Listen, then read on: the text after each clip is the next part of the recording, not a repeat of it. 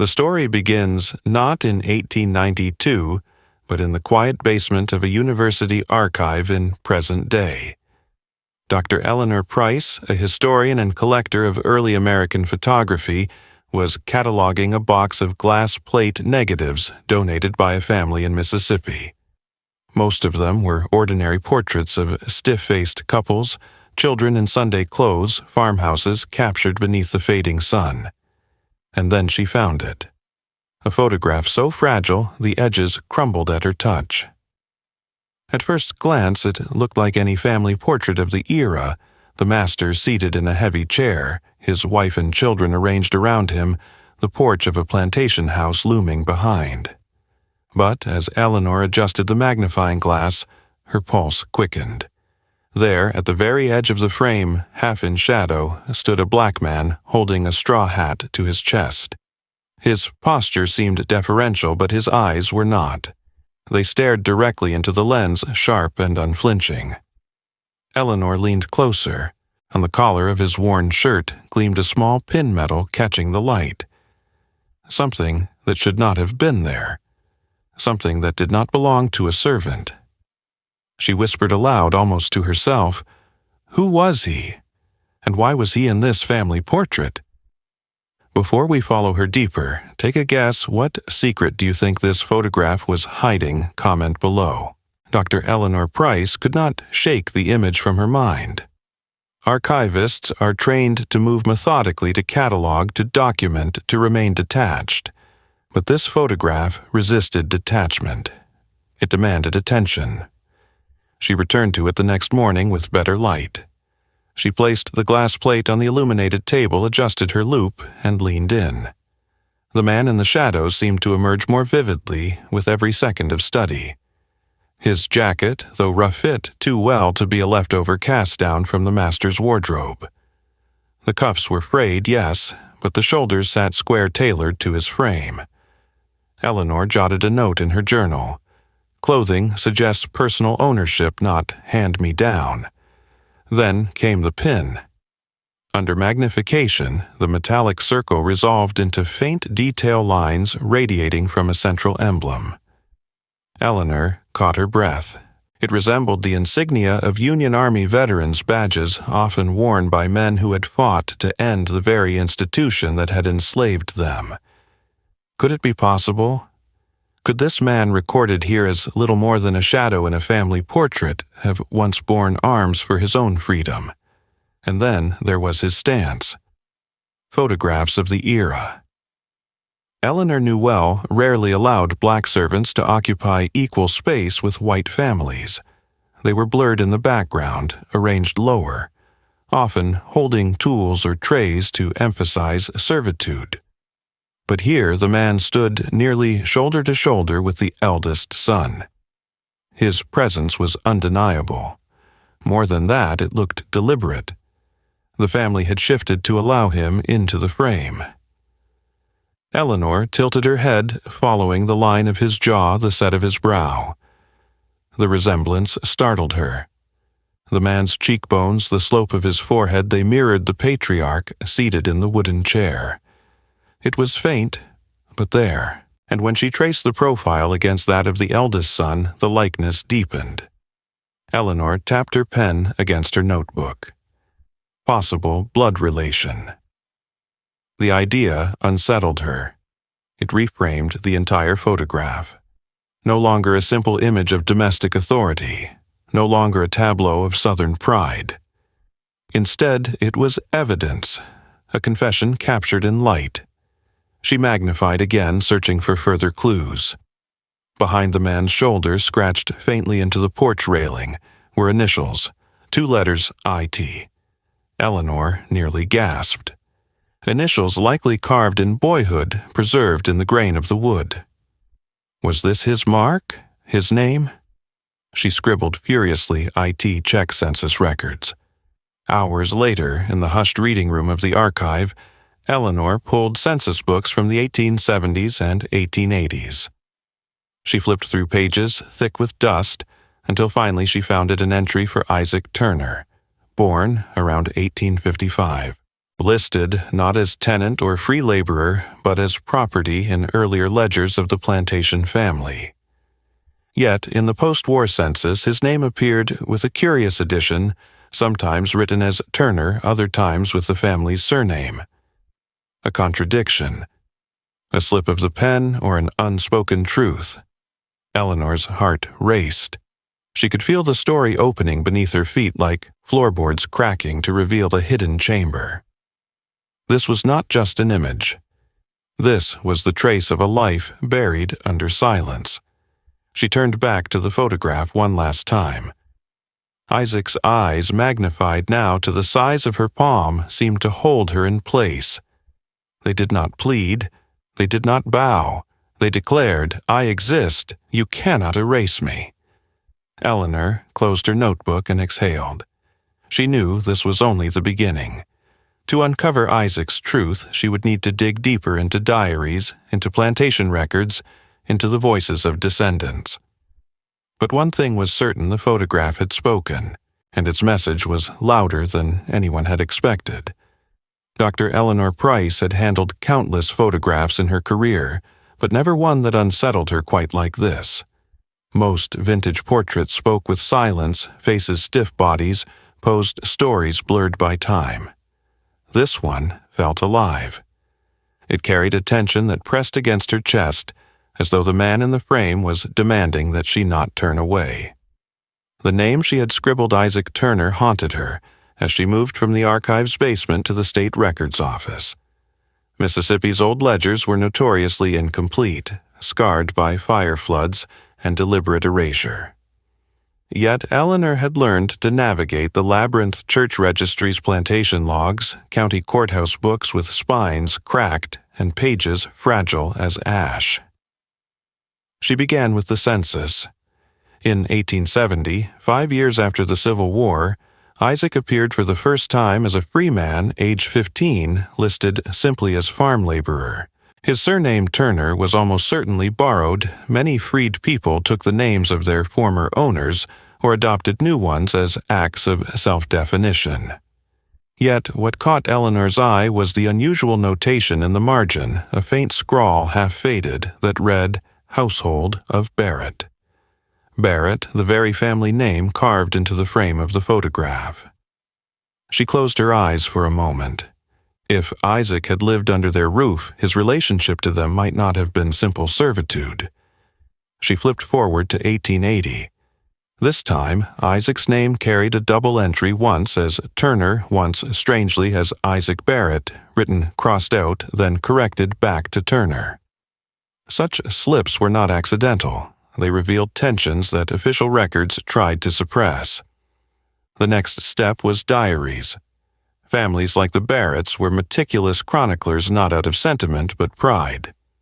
Eleanor requested access to the private collection of a local historical society. Days later, a box of brittle leather-bound volumes was placed before her. The script belonged to Thomas Barrett, patriarch of the household, the man seated in the carved chair of the photograph. The entries were spare, mostly weather notes and crop yields, but here and there sentences snagged her breath. IT helped mend the fence today. Strong hands quick with tools. Another sent Isaac to fetch supplies. He moves with the confidence of my own. And then, in 1884, must be careful. Whispers spread too easily. His resemblance is remarked upon. Eleanor's fingers trembled. She read the line again. His resemblance is remarked upon. The patriarch himself had acknowledged it. The truth was not only suspected, it was known. As she pieced these fragments together, a portrait of Isaac began to form. Not the silent shadow at the edge of the family photo, but a young man straddling two worlds, bound by the legacy of bondage, yet tied by blood to the very family that owned him. A living contradiction, visible and invisible at once. The question grew heavier: what had become of him? Turning to county court records, Eleanor found traces that both clarified and darkened the mystery. In 1893, a year after the photograph was taken, an entry appeared, "Transfer of property, Turner Isaac." At first glance, it suggested land ownership. But reading closely, it was not land being transferred to him, but away from him. The phrasing was twisted, holdings reassigned in absence of claimant. Absence. The word chilled her. How could a man simply become absent? No death certificate followed, no obituary, no grave. It was as though Isaac had been lifted out of the county's fabric, erased with a stroke of ink. Frustrated, Eleanor turned back to personal testimony. Oral histories often preserved what official papers refused. She contacted the descendants of both the Turner and Barrett lines. Some were reluctant, unwilling to revisit shadows of the past, but one elderly woman agreed to meet. Her name was Ruth, 86 years old, a great-granddaughter of Isaac. They sat in Ruth's kitchen sunlight filtering through lace curtains. Ruth's voice was steady, though her hands shook as she stirred sugar into her tea. My grandmother told us about him, she began. She said Isaac was never just a worker. He was her father's half-brother, same blood, different skin. Everyone in town whispered it. The family knew, but they never admitted it. Not out loud. Eleanor leaned forward. Do you know what happened to him after the photograph? Ruth nodded slowly, eyes clouded with memory, not her own, but passed down. They said one day he was gone. Sent north, maybe, or worse. My grandmother believed they silenced him because he had a claim, a right to something they didn't want to share. The weight of those words sank like lead. Silenced. The photograph had been Isaac's fleeting moment of visibility, a frame that betrayed what the family tried to bury. And then, soon after, he vanished. Back in her hotel room, Eleanor spread the documents across the bed. Census slips, diary excerpts, land transfers, Ruth's testimony written in careful notes. The story was forming, jagged but undeniable. Isaac had been the unacknowledged son of Thomas Barrett. His presence in the photo was not a mistake. It was a fracture in the facade, a glimpse of truth that the family could not permit to stand. She returned to the image once more, placing it beneath the light. The scratches on the porch railing, IT, glowed faintly. A signature, a rebellion, a promise. I was here. Eleanor whispered to the empty room, and I will not let them erase you again. The mystery was no longer confined to a photograph. It had become a struggle between history written and history hidden. The next step was clear. She needed to trace Isaac beyond Mississippi to follow whispers of where he might have gone or been taken. For if his blood tied him to the Barretts, then his erasure was no accident. It was design. What secrets lay beyond state lines? What shadows stretched northward across faded train ledgers and burial records in cities far from the cotton fields? Eleanor packed her bag. The search had only begun. Dr. Eleanor Price had long believed that history lived not only in the brittle pages of archives, but in the breath of people. Documents could be altered, burned, redacted, but stories, though fragile, carried from mouth to ear across generations, had a stubborn resilience. They whispered truths that official records sought to bury. And now she would listen. Her journey led her to a modest town 2 states north, where the descendants of Isaac Turner had settled in the early 20th century. A local genealogical society had put her in touch with a family willing to speak. She drove down streets lined with oak trees, past clapboard houses where laundry fluttered on porches. The air smelled of cut grass and summer rain. The woman who greeted her was in her 70s with silver hair braided neatly down her back. Her name was Margaret Ellis, Isaac's great-granddaughter. Margaret's eyes studied Eleanor with cautious curiosity before softening into welcome. "You've come to ask about him," she said quietly. "We don't often talk, but maybe it's time." They sat at a kitchen table polished smooth from decades of use. On the wall hung a faded portrait of Margaret's parents, and beside it a photograph of a young man in uniform from World War II. Family surrounded them, past and present. Eleanor placed her recorder on the table, but Margaret waved a hand. "You don't need that," she murmured. "I'll tell you what I know. Just listen." Her voice was low but steady. "Isaac was my grandmother's grandfather. She said he carried himself like no one else. He wasn't a rich man, not by any measure, but he walked with pride. People whispered he was born of two worlds. His mother enslaved his father, the master. Everyone saw it, the way his face mirrored the Barretts, the way his presence unsettled them. My grandmother said he looked like the man in the chair, only younger, stronger, freer." Margaret's eyes glistened. But freedom wasn't safe for him. The war had ended, yes, but the old rules hadn't vanished. The Barrett family feared what he represented. If he was truly blood, he could claim land inheritance, a name, and so they made him disappear. Eleanor leaned in, heart pounding. "Do you know how Margaret sighed, fingers tracing the rim of her teacup? There are two versions. Some say they put him on a train north, gave him money, and told him never to return. Others say darker things, that he was taken one night, his body never found. My grandmother believed the second. She said Isaac's mother wept for years, waiting for news that never came." For a moment, the kitchen fell silent, but for the hum of the refrigerator. The weight of those words lingered like smoke. Eleanor thought of the photograph again, the piercing gaze, the defiance in Isaac's eyes. It had been his one act of immortality captured in light. Margaret rose slowly and went to a drawer. From it, she withdrew a folded cloth bundle. With careful hands, she unwrapped it to reveal a small object, a tarnished metal pin, circular, its surface scratched but still legible. The Union Army insignia. Eleanor's breath caught. This is the same pin he wore in the photo." Margaret nodded. It was passed down. "My grandmother said Isaac either fought or was close to men who did. He kept it as proof of his worth, his dignity, even when the world tried to deny it." She placed it gently into Eleanor's palm. "You hold a piece of him now."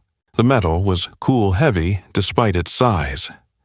Eleanor closed her fingers around it, feeling the centuries collapse between them. This was not just evidence. It was Isaac's voice echoing forward. That evening, Eleanor sat in her hotel room, surrounded by her notes. She replayed Margaret's words in her mind. The contradictions gnawed at her: exile or death, survival or erasure. History refused clarity, but it pulsed with emotion, and sometimes emotion was truer than fact. Determined, she broadened her search. She traced church baptism records, found fragments of letters exchanged between cousins of the Barrett family. One, dated 1894, chilled her. "Thomas insists the matter is resolved. The boy has been dealt with. May no photograph betray us again." Eleanor read the line aloud, her voice breaking on the word photograph. She realized the image she had found might be the only surviving proof of Isaac's existence within the Barrett household. A single slip of light that revealed what words tried to erase. Days later, Eleanor arranged to meet another descendant, this time from the Barrett line. His name was James Barrett, a historian himself, though one who carried the discomfort of inherited legacy. They met in a quiet library. James listened as Eleanor unfolded the story of Isaac, the photograph, the pin. His face tightened, pride battling shame. "I've heard rumors," he admitted, finally. Family secrets passed down in hushed tones. They called him Thomas's mistake. Said he was sent away to keep the family name clean. I never thought I'd see his face. He studied the photograph, fingers trembling. But there he is, looking just like us. For Eleanor, the moment was electric. Two bloodlines converging across time, one silenced, one privileged, both staring at the same face. Isaac's eyes bound them together, demanding acknowledgement. As she drove back that night, Eleanor felt the story deepening into tragedy. Isaac had been more than a servant, more than a whisper of scandal. He had been a son, and because of that truth he had been erased. The question now was not whether he had existed. The photograph, the pin, the testimony all confirmed it. The question was what price he had paid for being visible. Eleanor whispered to herself in the dark car headlights sweeping across endless road. You were their blood, Isaac, and for that they feared you. The road stretched on heavy with the silence of the past. But she knew the silence would not hold forever. The photograph had revealed Isaac's existence. The diaries and testimonies had hinted at his place within the Barrett family. But the deeper Dr. Eleanor Price dug, the more she felt the ground shifting beneath her feet. Every new document, every whispered memory carried the same unspoken conclusion: Isaac had been removed. Not lost, removed. She began combing through newspapers from the 1890s, the brittle pages crumbling as she turned them. In one edition of the Mississippi Ledger dated July 1893, a short notice appeared in the corner of page 4, "Local man missing. A colored laborer, Isaac T., has not been seen since June. Last reported working near the Barrett estate." Authorities decline further comment. The brevity was chilling. A man's disappearance reduced to half a sentence, swallowed by advertisements for patent tonics and railway timetables. Eleanor copied the clipping into her notes. The official silence spoke volumes. Someone had ensured that Isaac's absence would pass without investigation. Her next breakthrough came not from a library but from a locked drawer in the county courthouse. A sympathetic clerk aware of her research allowed her access to restricted files, documents never digitized, barely cataloged. There she found a letter dated 1894, written by a cousin of the Barrett family to a friend in New Orleans. Its words were curt but damning. Thomas insists the matter with the boy has been settled. His likeness should never have been captured. Pray the plate does not resurface. Eleanor stared at the faded ink until her eyes blurred. The boy. Settled. The plate. It was confirmation of what she had feared. The family had acted deliberately and violently to erase Isaac. That night she sat in her hotel room, the rain tapping against the window, the pin lying on the desk beside the photograph. She could not shake the image of Isaac's eyes staring through the lens as though he knew. Did he understand in that moment that stepping into the frame was dangerous? That visibility could cost him everything she wrote in her journal. The photograph is both his defiance and his death warrant. The next day, Eleanor returned to Margaret Ellis, the great-granddaughter who had shown her the pin. She shared the newspaper clipping and the letter. Margaret's face tightened, her hands gripping the edge of the table. "So they killed him," she whispered. "We always suspected, but to see it in their own words." Her voice broke, and she pressed her palms to her eyes. They buried him twice. First in the ground, then in silence. Eleanor sat quietly, letting the weight of grief settle. After a long pause, Margaret spoke again, her voice low but fierce. "Promise me you'll tell it. His story. Don't let them erase him again, I promise," Eleanor said. But promises required proof, and proof meant following the trail further. She drove to the old Barrett estate, now a decaying ruin at the edge of town. Vines clawed at the porch shutters hung askew. The air smelled of rot and pine. She stepped carefully across warped floorboards, flashlight beam slicing through the dust. In the attic, she found trunks filled with brittle papers, family relics too insignificant to preserve elsewhere. Among them, she discovered a small leather book. It was a ledger of expenses, neat columns of figures. One entry caught her eye: special services rendered, June 1893. The payment was large, far exceeding wages for farmhands. No recipient was listed. The words sent a shiver down her spine. Special services. A euphemism, a transaction for silence. She closed the book with trembling hands. The ledger did not name Isaac, but its timing aligned perfectly with his disappearance.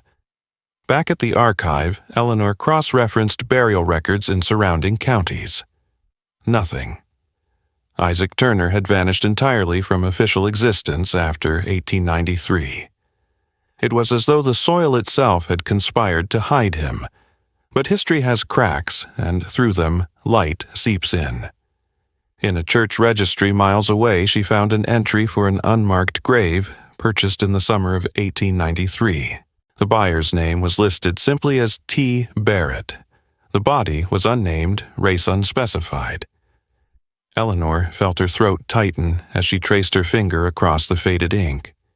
This, she realized, might be Isaac's final resting place, anonymous stripped even of his name. She drove to the cemetery the next morning. It was small, overgrown with stones leaning at odd angles.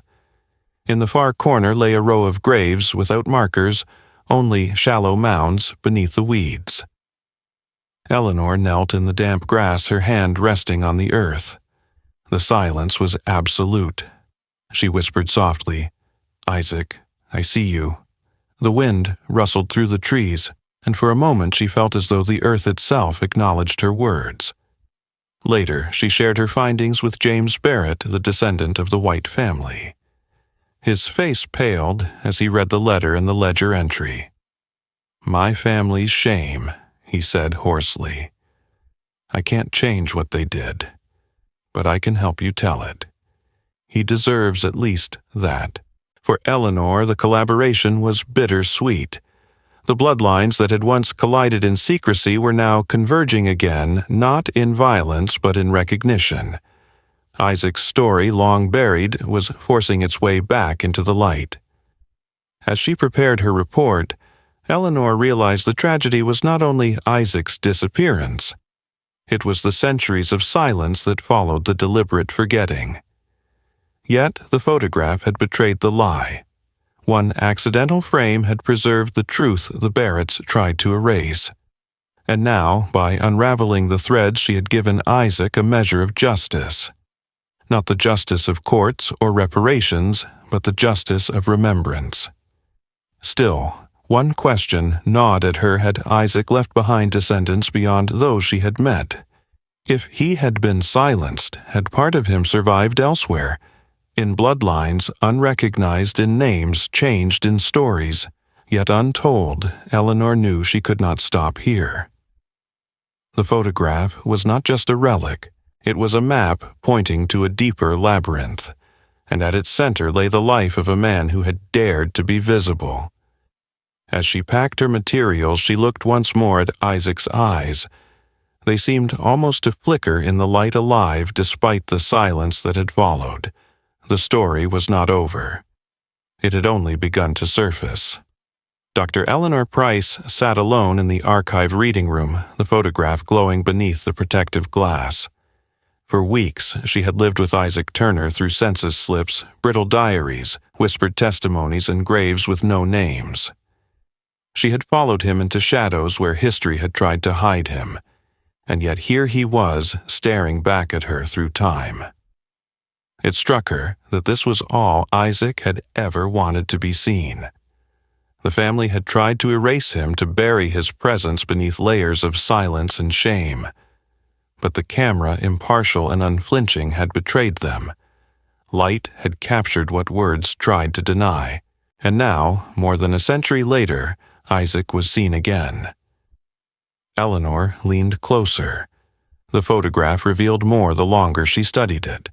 The tilt of Isaac's chin, so similar to Thomas Barrett's. The tension in his hands, clutching the straw hat like an anchor. The quiet rebellion in his eyes, steady and sharp. This was not submission. It was testimony. His very presence in that frame was an act of defiance. Yet the questions refused to rest. What exactly happened on that June night in 1893? Was Isaac forced onto a train, cast into exile, his bloodline continuing in silence elsewhere? Or was he buried in one of those unmarked graves, his life extinguished because he dared to look too much like his father? The documents could not answer.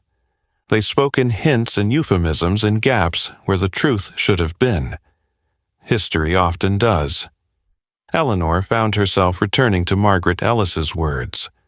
They buried him twice, first in the ground, then in silence.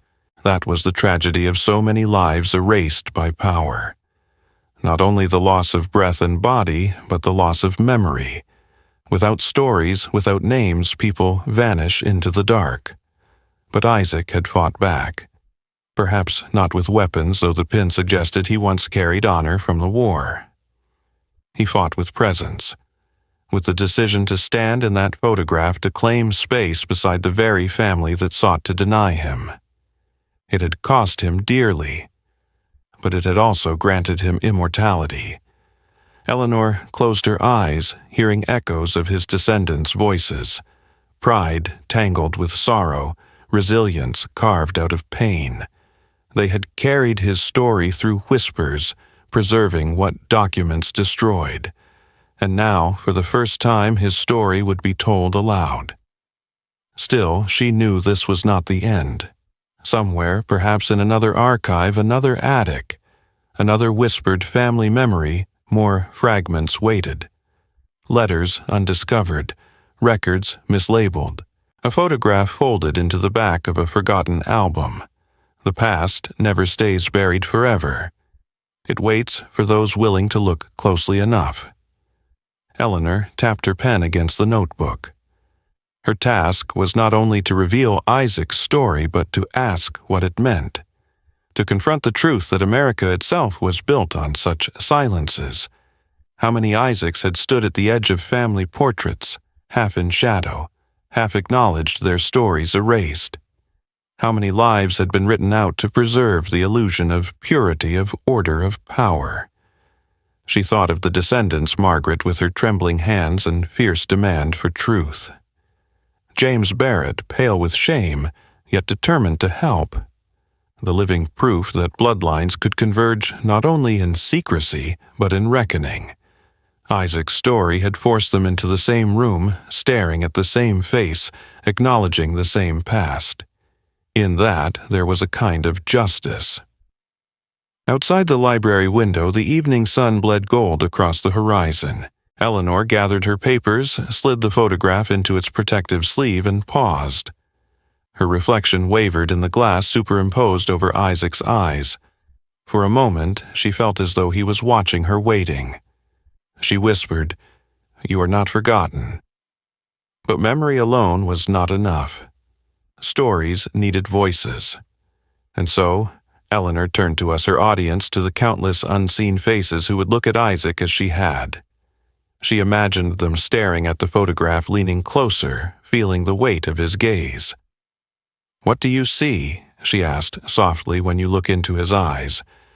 Do you see obedience or defiance? Do you see a servant or a son?" The silence stretched, filled by the rustle of unseen pages, the echo of footsteps long gone. She continued, her voice steady. "Isaac's story does not end here. It lingers in the soil, in the archives, in the faces of those who carry his blood. It lingers in every photograph where someone stands half in the light, half erased. And it asks us the same question: will we look away, or will we see Eleanor let the words hang, then drew a slow breath? You decide." The screen fades to the photograph. Once more, the family arranged stiffly on the porch, the master seated in pride, the wife in lace, the children aligned. And there, at the edge, Isaac Turner, eyes sharp collar gleaming with a forbidden pin. The shadows deepen around him, yet his gaze pierces through, alive, unyielding. History is watching. If you believe Isaac's story deserves to be remembered, subscribe, like, share. And most of all, tell us, what do you think happened to him? Did he vanish into exile, or was he silenced forever? Comment below, because the only way to fight erasure is to remember. Isaac's eyes remain burned into memory.